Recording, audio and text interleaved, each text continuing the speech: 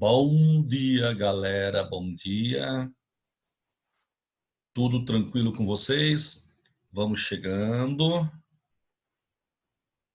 Vamos chegando para começar a nossa aulinha de hoje. Um assunto novo, né? Quem estava enjoado de química orgânica vai ter hoje um assunto novo para a gente discutir, certo? Estudo físico dos gases.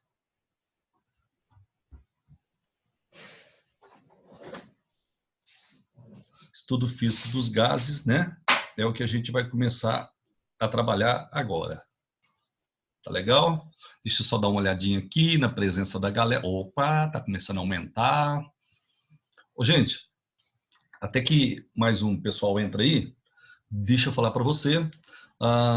Nós vamos ter essa aula aqui, que começa agora às 8, né? Beleza? Pode assistir aula de pijaminha mesmo aí, do jeito que você tá, tranquilo, legal. E aí, 15 para as 9, nós temos outra aula, viu? Nós não vamos fazer uma intervalo e outra. Vamos fazer as duas juntos, depois já te libera para você fazer o seu planejamento de estudo da semana. Tá certo? Então, deixa eu dar só uma olhadinha aqui, beleza? Bom, até que entra mais uma galerinha aí, deixa eu lembrar uma coisa oral com você, certo? É um lance de matemática que a gente vai oralmente lembrar aqui. Ó, vamos supor que eu tenha duas variáveis, x e y. Gente, isso daí tem que saber para a aula que a gente vai trabalhar hoje, tá? Se x e y forem duas variáveis e o produto entre elas for constante, você diz que essas variáveis são inversamente proporcionais. Então, quando duas variáveis são inversamente proporcionais, o produto entre elas é uma constante. Se eu colocar num gráfico uma em função da outra, dá uma hipérbole equilátera. Tá joia? Então guarda aí para mim, ó. Se x vezes y é constante, elas são inversamente proporcionais e você vai ter uma hipérbole quando coloca uma em função da outra no gráfico. Legal?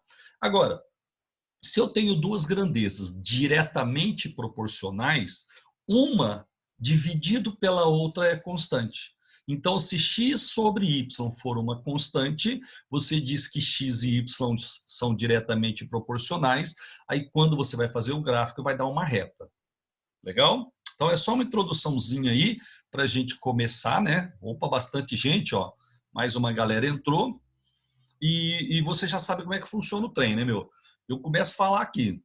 Qualquer dúvida que você tiver, pode interromper ou colocar no chat aqui, ou né, abrir o microfone que eu te atendo, viu? Certo? Deixa eu ver se aqui, ó, o chat está liberado, né? Então, se você quiser pelo chat ou abrir o microfone, pode ficar à vontade. Gente, então vamos começar. Bom dia para você, um bom dia para quem chegou depois aí. O negócio é o seguinte, ó, o estudo físico dos gases é um assunto que não fica de fora dos principais vestibulares, tá? Gases é uma questãozinha recorrente nas provas aí, e uma notícia, na verdade é uma notícia boa ou notícia ruim, né? A notícia boa é muito fácil aprender gases, não tem segredo, é só você aprender a usar umas formulinhas, essa é a notícia boa. A notícia ruim é o seguinte, como gases é muito tranquilo, é muito fácil, se você errar uma questãozinha de gases, praticamente você está fora, porque é muito difícil a galera errar, né? Porque o assunto realmente é muito tranquilo. Legal? Gente, se você tiver com problema de áudio ou não está vendo legal aí, você me dá um recadinho no chat, viu? Certo? Então vamos lá. Ó, estudo dos gases. Bom, a primeira ideia que eu gostaria que você tivesse na sua cabeça é o seguinte, ó, quando a gente tem um gás aprisionado no recipiente, esse gás ele está em constante movimento e esse movimento é completamente aleatório, caótico, aleatório, certo? Então, ó, tenha essa imagem de um gás no recipiente. Se você pudesse ver as moléculas do gás no recipiente, você ia perceber que ela está se movimentando para tudo quanto é lado em movimento completamente aleatório e caótico. Daí saiu a teoria cinética dos gases. Então eu vou falar para você aqui que a teoria cinética dos gases diz? Isso vai ser legal para formar na sua cabeça uma ideia microscópica de como funciona um gás. Então, como eu já falei para você, né? Aqui eu mostrei outra telinha. No gás, a gente tem um movimento caótico e desordenado das moléculas. Então, a molécula está vindo aqui, ela choca-se com a tampinha, aí ela vai para lá, né? Choca-se com essa parede, vem para cá, vai para lá. Então, no gás, a gente tem um movimento caótico de moléculas. A gente vai considerar, na teoria cinética dos gases, que a colisão entre as partículas e a parede do recipiente são perfeitamente elásticas. Você vai aprender com o Luciano que colisão, né, elástica é aquela que não tem perda de energia. Então, no estudo dos gases, na teoria cinética dos gases, eu considero que as colisões sejam elásticas. Gente, outra coisa. Nós temos na química 3 tipos de interações intermoleculares. Vamos lembrar: a dipolo induzido, a dipolo permanente, né, e as ligações de hidrogênio. Tem uma outra que é a íon dipolo, mas ela não aparece nessa situação de gases aqui. Então, em gases eu vou poder ter a dipolo induzido, dipolo permanente e ligações de hidrogênio. Só que é o seguinte, na verdade, essas interações que eu falei para você, elas são intensas, elas têm uma importância quando você tem um estado sólido e um estado líquido. No estado gasoso, como a molécula vai ficar longe, né, uma molécula fica longe uma da outra, essa força ela fica tão pequena que a gente despreza. Então, para nós, não haverá forças intermoleculares entre as moléculas. Por quê? Porque as moléculas ficaram distantes umas das outras, tá certo? E aí, essa força fica muito pequena, então a gente despreza a força. Ok, moçada? Então, ó, só para dar uma recapitulada, no gás o movimento é desordenado, as colisões são perfeitamente elásticas, não há perda de energia, e você não tem as interações intermoleculares, porque a distância entre as moléculas é muito grande. Continuando ainda a teoria cinética dos gases, isso aqui você já sabe de boa, né? Mas é legal a gente passar. Ó, quando a molécula colide com a parede do recipiente, essa molécula vai exercer uma força na parede. Você aprendeu na física que se você dividir a força pela área, você vai ter a pressão. Então, todo gás num recipiente exerce uma pressão. Se eles perguntarem para você de onde vem essa pressão, a resposta é da colisão das moléculas com a parede do recipiente. Outra coisa que você tem que saber, um gás, ele sempre ocupa todo o volume que você fornece a ele. Isso significa o seguinte, ó, se você pegar 1 grama de gás e colocar em 5 litros, esse 1 grama vai ocupar 5 litros. Se você pegar o mesmo 1 grama e colocar em 15 litros, ele vai ocupar 15 litros. Se você pegar o mesmo 1 grama e colocar em 100 litros, ele vai ocupar 100 litros. Então, um gás ocupa todo o volume que você fornece a ele. Tanto é, tem alguns exercícios que o cara fala assim, ó, em um recipiente de 20 litros temos um gás. Moçada, ele não dá o volume do gás, ele dá o volume do recipiente. Só que você tem que saber que o volume do gás é exatamente igual ao volume do recipiente. Beleza? Outro item muito importante que você tem que saber. A energia cinética média de um gás é diretamente proporcional à temperatura em Kelvin. Temperatura em Kelvin eu chamo de temperatura absoluta. Tá? Então, a energia cinética é diretamente proporcional à temperatura. O que significa dizer? Que quando você aumenta a temperatura, aumenta a energia cinética. Quando você diminui a temperatura, diminui a energia cinética. Só que a energia cinética ela está relacionada a movimento, né? Cinético, movimento. Então, significa que quando você aumenta a temperatura, a molécula do gás vibra mais. Quando você abaixa a temperatura, a molécula, né, do gás vai vibrar menos. E um detalhe interessante, como a energia cinética é diretamente proporcional à temperatura, se você tiver 2 gases diferentes na mesma temperatura, a energia cinética média das moléculas de um é igual à energia cinética média das moléculas do outro.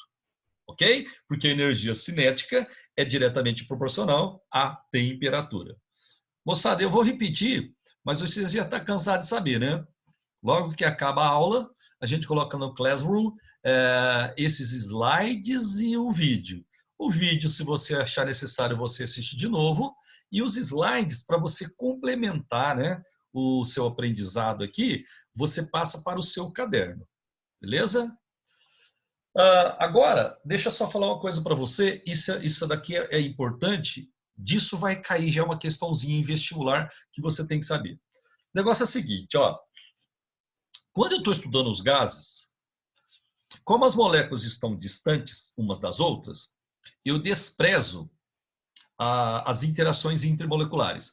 Então, a dipolo induzido, dipolo permanente, ligação de hidrogênio em gases, elas são desprezíveis porque a distância entre as moléculas é grande. Tá? Isso daí já falei para você. Legal? Agora, deixa eu te contar mais uma coisa. Quando você tem dois corpos, um distante do outro, existe uma atração gravitacional entre esses corpos. Lá na física, você vai até calcular essa força gravitacional. Ela é dada, né, por uma formulinha. Força gravitacional é igual G, M1 vezes M2, dividido pela distância ao quadrado. Estuda isso daí lá em gravitação. Tá certo? Quando eu tenho um gás, entre as moléculas do gás, eu vou ter essa força gravitacional. Tá? Gente, só que é o seguinte, essa força gravitacional que eu tenho entre as moléculas dos gases, ela faz com que a gente tenha algumas perdas quando eu vou usar uma formulinha. Você lembra? Em gases eu estudo aquela formulinha Pivot-Pavotó, equação de Clapeyron, lembra? Essas fórmulas, quando você usa um gás real para essas formas, por causa da força gravitacional, você vai ver que vai ter alguns erros nessas fórmulas. Tá? Então, o que o pessoal criou? Um gás, um modelo teórico de gás. O que seria um modelo teórico de gás? Um modelo que segue exatamente essa teoria da energia cinética que eu acabei de falar para você. Resumindo, no gás perfeito ou gás ideal, a gente despreza também a força de atração gravitacional. Tá certo, moçada? Então, deixa eu complementar. Ó, se você pegar um gás real, por exemplo, o ar atmosférico é um gás real, é uma mistura de gases reais. Se você pegar o ar atmosférico e colocar na equação de Clapeyron, por exemplo, você vai perceber que vai ter alguns erros. Joia? E qual é a causa desse erro? São as forças gravitacionais que eu tenho entre as moléculas. Isso faz com que eu tenha erros, né, quando eu uso as formulinhas de gás. Legal? Gente, é possível anular a força gravitacional? Não é possível, porque a formulinha é força gravitacional é igual G, né, uma constante, M1 vezes M2, dividido pela distância ao quadrado. Não tem jeito de você anular a massa do gás. Não tem jeito de você não ter uma distância entre eles.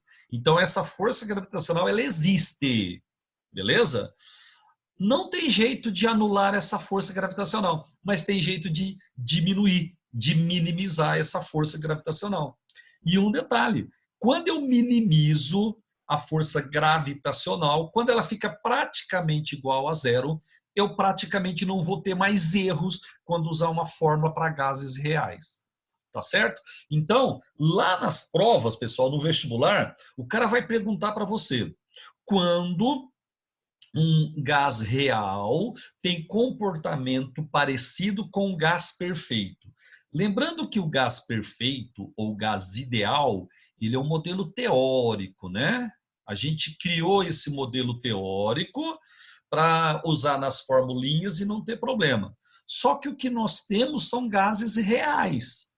Então, o que eu preciso fazer? Eu preciso fazer com que o gás real se aproxime do comportamento de um gás ideal. Tranquilo? Então, eu vou mostrar para você o que eu preciso fazer. Bom, vamos pensar aqui para você não ter que decorar, para você entender o que eu estou te explicando. Quando eu tenho um gás real, o que causa problema na formulinha? A força gravitacional, certo? Essa força gravitacional faz com que eu tenha erros quando eu uso as formulinhas de gases para, né, gases reais. Tem jeito de zerar essa força gravitacional? Não, não tem jeito. Mas tem jeito de diminuir? Tem. Tem um jeito de praticamente fazer ela ficar igual a zero. Praticamente fazer zero não tem jeito, mas muito próximo de zero é possível.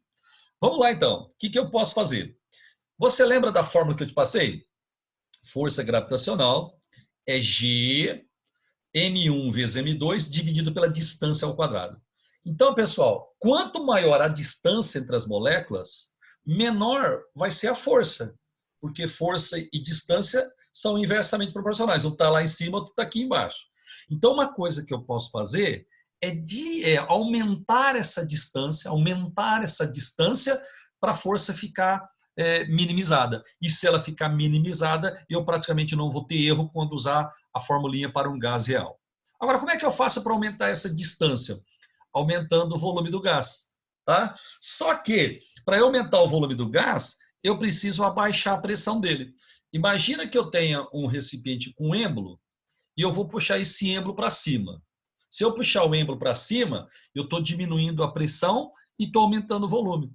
Tá? Então, quando eu aumento o volume, a distância entre as moléculas aumenta, a força gravitacional diminui e o erro diminui. Certinho? Então, eu já sei que se eu trabalhar com gás real a baixa pressão, eu vou ter poucos erros na formulinha. Agora, outra coisa que eu posso fazer, aumentar a temperatura. Gente, sabe por quê? Quando eu aumento a temperatura, eu aumento a energia cinética da molécula, que a gente viu na tela anterior. Tá aqui, ó. Deixa eu mostrar para você aqui. Ó, a energia cinética é diretamente proporcional à temperatura. Então, se eu aumentar a temperatura, a molécula vai vibrar mais, ela vai se movimentar mais, porque ela vai ter maior energia cinética. Só que é o seguinte, quando a molécula está se movimentando muito, não tem muito tempo da força gravitacional agir, porque ela está em constante movimento. Se a força gravitacional não se manifesta, você vai ter uma força gravitacional pequena, aí você vai ter poucos erros. Tá certo? Então, fechando tudo isso daí. Ó, se eles perguntarem assim para você, quando um gás real tem comportamento próximo de um gás ideal? Gente, a resposta é quando o gás real está submetido a uma pressão baixa e uma temperatura alta. Quanto menor a pressão, maior a temperatura, você vai ter um gás real muito próximo do comportamento de um gás ideal. Certo? Então, por favor, gente, ó, não esqueça isso daqui, ó. O gás real, a baixa pressão e alta temperatura, ele se aproxima do comportamento de um gás perfeito ou de um gás ideal. Tranquilo? Olha, eu vou tentar fazer uma pergunta aqui de interatividade, só para ver se alguém participa aí da aula hoje. Né? Eu vou fazer a pergunta, quem quiser participar, pode abrir o microfone e me falar. Ó, presta atenção na pergunta. Eu tenho dois gases. Eu tenho o HCl, ok? E tenho o Cl2. São dois gases. Eles estão em recipientes, né? Diferentes e são dois gases nas mesmas condições de pressão e temperatura. Um é o HCl, cloreto de hidrogênio, HCl, e outro é o cloro, Cl2. Eles estão nas mesmas condições de pressão e temperatura. Eu quero que você diga para mim qual dos dois terá comportamento mais próximo de um gás perfeito, de um gás ideal, o HCl ou o Cl2. Vou te dar 30 segundinhos para você pensar e se alguém quiser perguntar, fique à vontade. Então, 30 segundinhos para você pensar.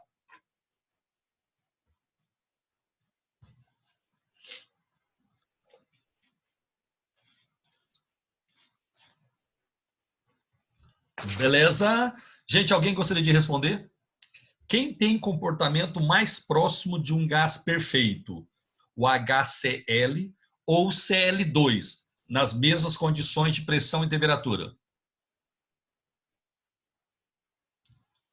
Alguém que gostaria de responder? Se não tiver ninguém, eu vou ter que perguntar individualmente, hein? Marília, por favor. Se apresente, Marília. Oi, Cláudio. Tudo bem com você? Bem, e você? Você entendeu minha pergunta? Entendi, eu acho. Ó, eu tenho o HCl e o Cl2 em recipientes diferentes. Os dois estão nas mesmas condições de pressão e temperatura.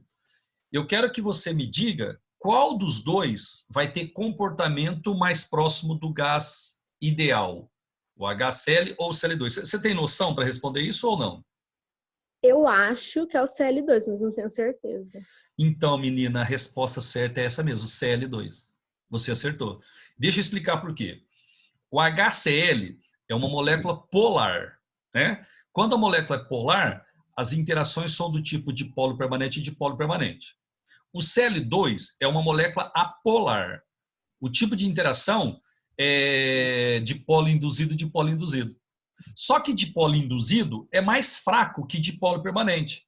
Então, no Cl2, dipolo induzido, você vai ter uma interação mais fraquinha. Se você tem uma interação fraca, a força entre as moléculas é pequena. Aí você tem um comportamento mais próximo do gás perfeito. Beleza, Marília, obrigado, viu? Imagina. Gente, então, só para lembrar, o que causa erro na formulinha é a força gravitacional. Se a força gravitacional é pequena, você tem pouco erro. Se a força gravitacional é grande, você tem bastante erro. O que você faz quando tem um gás real para ele ficar próximo do gás perfeito? Você trabalha a baixa pressão e alta temperatura.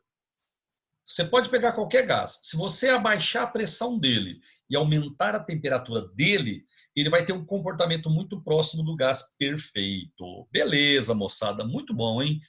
Hoje está bem legal, né? Bom, agora eu vou falar para você quais são as variáveis de estado de um gás. Quando eu tenho um gás aprisionado no recipiente, eu consigo mudar o volume dele, consigo mudar a pressão e a temperatura dele. Então eu chamo isso daqui, né, de variáveis de estado do gás. A gente precisa dar uma lembradinha rápida nas unidades principais de cada variável de estado. Moçada, em fórmulas de gases, praticamente nós trabalhamos com litro, viu? Praticamente com litro. Mas eu coloquei aqui, ó, umas transformações. De repente você não vai usar em gases, mas pode, né, te ajudar em outras partes da química. 1 metro cúbico é igual a 1.000 litros. 1.000 litros. 1 litro é igual a 1.000 ml. 1 metro cúbico vai ser igual a 1 milhão de ml. Esse último aqui, moçada, nunca vai ter que usar nem em soluções, nem em gases, né? Mas esses dois aqui, seria interessante que você lembrasse. 1 metro cúbico equivale a 1.000 litros e 1 litro equivale a 1.000 ml. Beleza? Agora, unidades de pressão. Lembra que eu falei para você que pressão é força sobre área, né? Só que na química a gente não usa essa formulinha, não. A física vai usar isso. Não sei qual parte lá da física, né? Hidrostática, sei lá. Eles usam essa fórmula aqui. Nós não. A gente vai calcular a pressão de uma outra maneira. O que você precisa saber na química, gente, está aqui, ó, no meio, ó. 1 atm é igual a 760 milímetros de mercúrio. Às vezes o cara dá a pressão aqui em química numa unidade, por exemplo, em atm, e a pressão numa outra situação em milímetros de mercúrio. Então você precisa sair de um e chegar no outro. Você precisa aprender a passar de um para outro. Legal? Então lembra comigo, uma atmosfera, né, 1 atm, equivale a 760 milímetros de mercúrio. Eu coloquei aqui, ó, mais 2. Só que isso daqui, pessoal, quem vai usar é o Luciano lá na física, tá? 1 Pascal é 1 Newton por metro quadrado, tá? E 1 atm, 101, aproximadamente 101 pascais. Mas lembrando que nós, na química, vamos trabalhar com esse do meio, ó. 1 atm, 760 milímetros de mercúrio. Tem até aqui uma curiosidade, que a gente também não trabalha na química não, mas eu coloquei para lembrar, né? Porque vai enriquecer a sua cultura. Ó, 1 milímetro de mercúrio corresponde a um torricelli. Torricelli, esse tor aqui, ó, também é uma unidade de pressão. 1 milímetro de mercúrio é igual a 1 torricelli. Então, 760 milímetros de mercúrio é igual a 760 torricellis. Se 1 atm é igual a 760 milímetros de mercúrio e milímetro de mercúrio é igual a torricelli, 1 atm também vai ser 760 torricellis. Tá certo? Mas isso daqui, gente, lembrando, também precisa fazer pouco na química, mas se precisar fazer, esse do meio aqui, você grava para mim, por favor. Agora, temperatura. Deixa eu só te adiantar aqui para um trem. Nós vamos usar muitas fórmulas de gases, pessoal. Tem muitas fórmulas. Inclusive, tem até aluno que não gosta muito da matéria por causa disso, porque tem muitas fórmulas. Agora eu vou te adiantar. Todas as fórmulas de gases que precisar entrar com a temperatura, essa temperatura tem que ser absoluta. Tem que ser a temperatura em Kelvin. Então, não tem nenhuma fórmula de gases que a temperatura não seja Kelvin. É sempre Kelvin que você tem que usar nas formulinhas. Só que é comum, nas provas, eles te fornecerem a temperatura em graus Celsius. Aí você tem que passar para Kelvin para jogar na formulinha. O que você faz? Pega a temperatura em graus Celsius e soma 273. Em faculdades, a gente usa 273,15. No ITA, eles usam esse ponto 15 também. Só que é muito comum a gente arredondar para 273. Então, se não se falar o contrário, você vai somar 273. Esquece esse ponto 15 aqui. Então, por exemplo, ó, 0 graus Celsius vai dar 273 kelvins. Tá? 27 graus Celsius vai dar 300 kelvins. Então, eu forneço a temperatura em graus Celsius, se soma 273, que você tem a temperatura em Kelvin. Beleza, moçada? Por enquanto, são informações assim básicas, né? Que você traz de outros anos que você estudou aí. Bom, agora eu vou lembrar uma coisinha com você. Nós já falamos até quando estávamos juntos lá na sala, mas é legal repetir. Ó, quando a gente fala CNTP na química, significa condições normais de temperatura e pressão. CNTP, condições normais de temperatura e pressão. Pessoal, toda vez que um gás está na CNTP, a pressão dele é 1 atm. 1 atm. E se ele estiver na CNTP, a temperatura dele é 0 graus Celsius.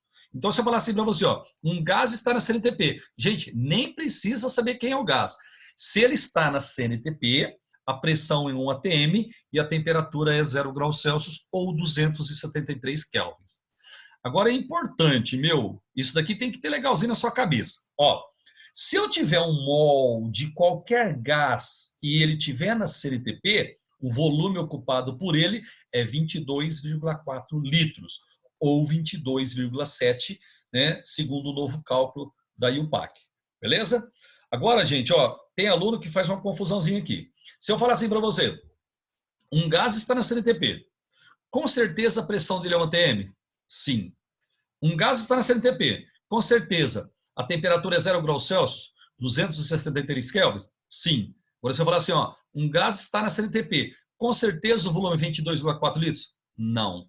Só se tiver um mol para na CNTP o volume ser 22,4 litros. Então, ó, 1 atm 0 graus Celsius vale para qualquer quantidade do gás na CNTP. Agora, esse volume 22,4 só se você tiver um mol do gás. E um detalhe, viu, moçada? Mol e volume, né, na CNTP são diretamente proporcionais. Se você está na CNTP com gás e tem 1 mol, o volume é 22,4 litros. Se você tiver 2 mols, 44,8. Se você tiver 3 vezes 22,4. Você entendeu? Então, mol e volume na CNTP são diretamente proporcionais. Beleza, moçada? Agora eu vou falar para você o que é uma transformação gasosa.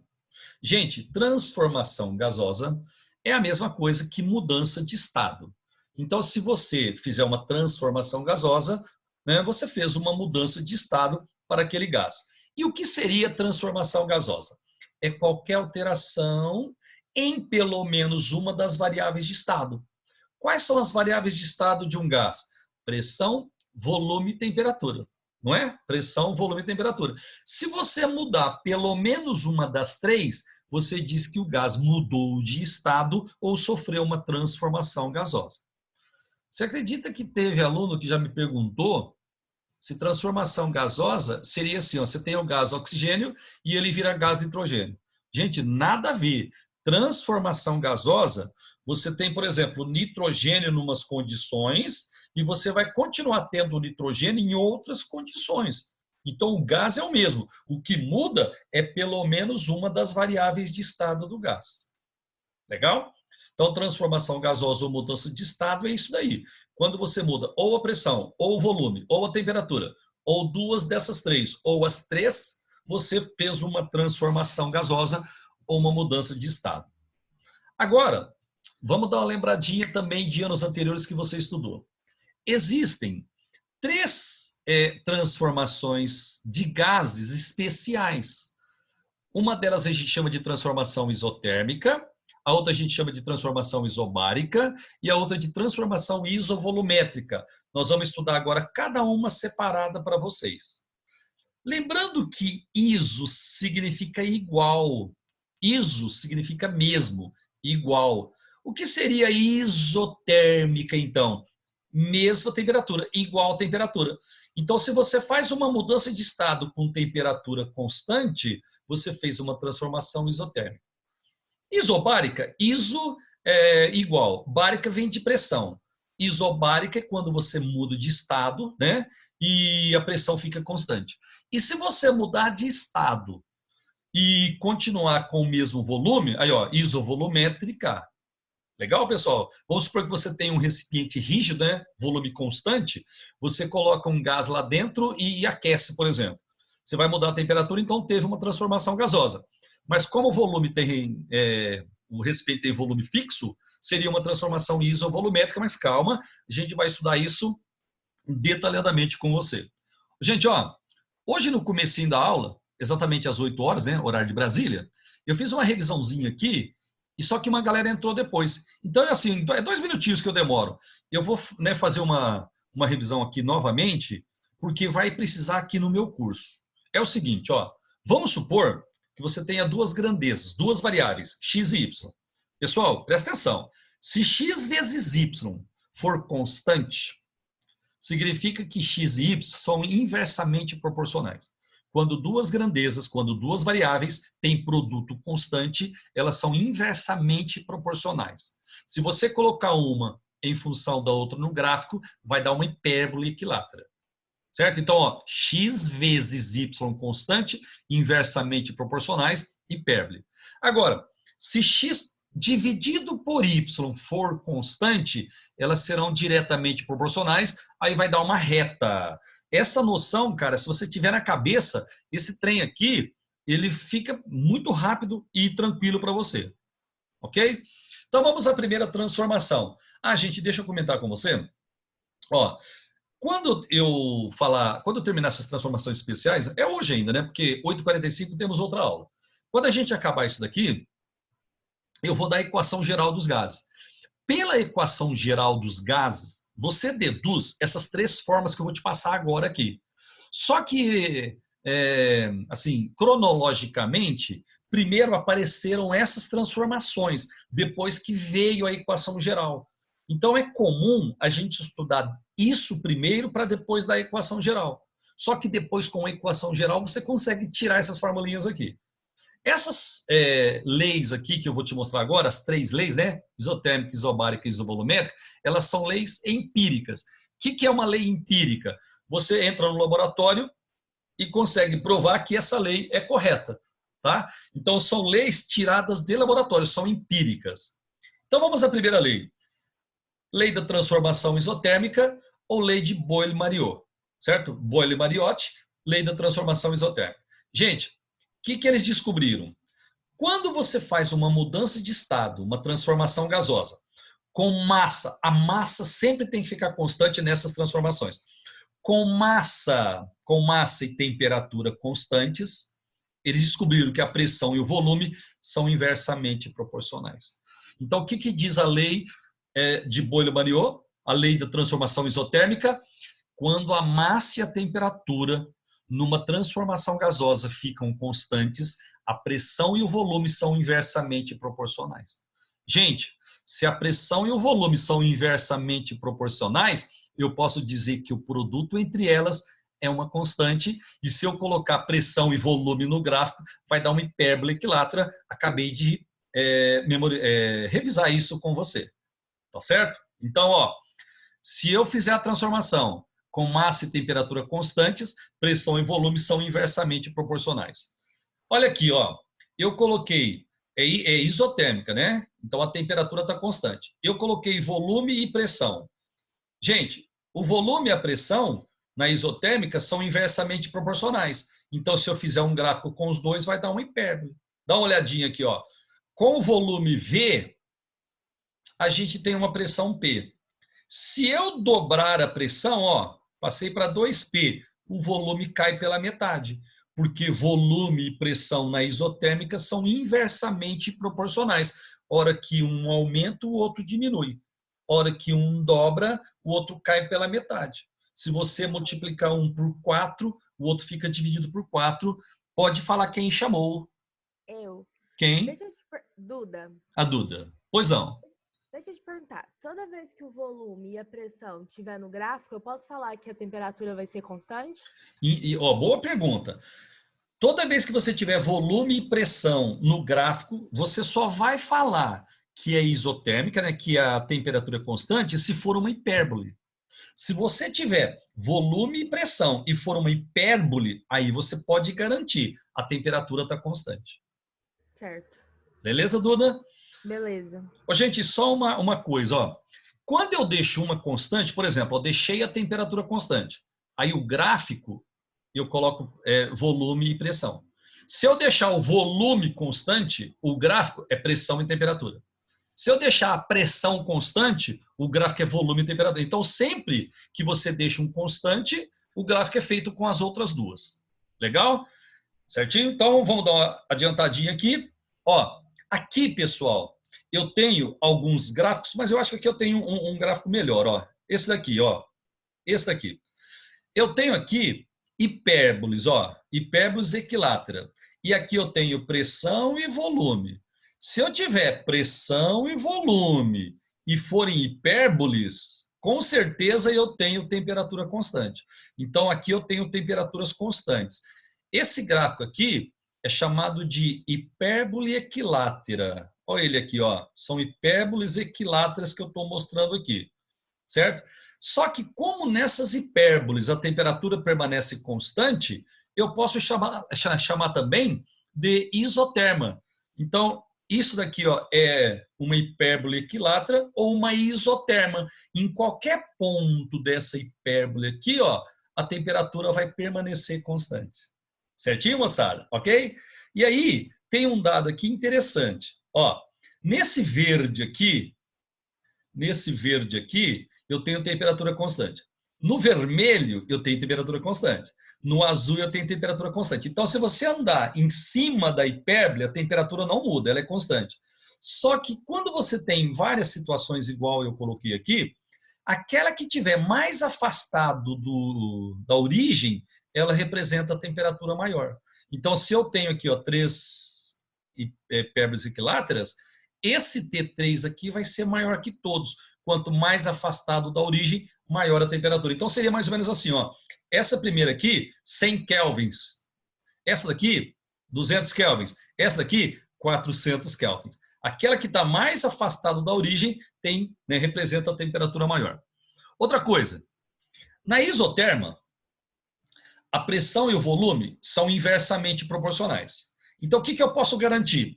Que o produto entre as duas variáveis é constante. Acabei de revisar com você. Quando duas grandezas são inversamente proporcionais, o produto entre elas é uma constante. Você dizer que o produto entre elas é constante é a mesma coisa que você dizer que a pressão antes de mudar o estado vezes o volume antes é igual a pressão 2 vezes o volume 2. Gente, então eu cheguei na formulinha que você vai usar quando você tem uma transformação isotérmica. Agora, deixa eu só te dar um toquinho. Ó, essa primeira parte ela é muito teórica e, basicamente, eu usei toda a aula para discutir isso. Só que agora, às 8h45, né, a gente tem uma outra aula e eu vou continuar a partir dessa tela aqui. Inclusive, vamos fazer exercício. Eles vão terminar a nossa transmissão, ó. Tá me falando aqui que falta menos de 1 minuto. Mas aí, 8h45, daqui a pouquinho, você já sai dessa e já vai entrar na outra reunião. A gente vai começar outra reunião. Só um detalhe, como eu vou ter que gravar isso que eu estou falando, talvez eu demore uns 3 minutinhos para entrar na outra aula, viu? Mas daqui 5 minutinhos a gente está de volta. Beleza? Eu vou falando aqui até eles interromperem, faltam uns 10 segundinhos. Ó, toda vez que você tem uma transformação isotérmica com massa constante, você vai usar essa formulinha aqui, ó. P1V1 é igual a P2V2. Assim que eu voltar, eu já faço um exercício usando essa fórmula.